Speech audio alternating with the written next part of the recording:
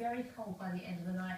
We'll be close to freezing in a few towns and city centres, and a little bit below that in some rural spots as well. Now, there's a chance for a wintry shower across the Peak District. We'll turn a little bit icy here, but most of us will start off dry. Lots of lovely sunshine tomorrow morning, and we'll be keeping that into the afternoon as well. But it will be feeling cold. Temperatures up to around 4 Celsius, and on that wind it's going to feel more like freezing.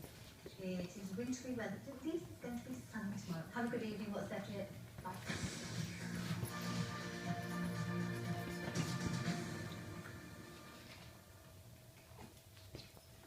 Good evening. Now that the cold weather is with us, there are signs that we could see cold and average conditions continue for at least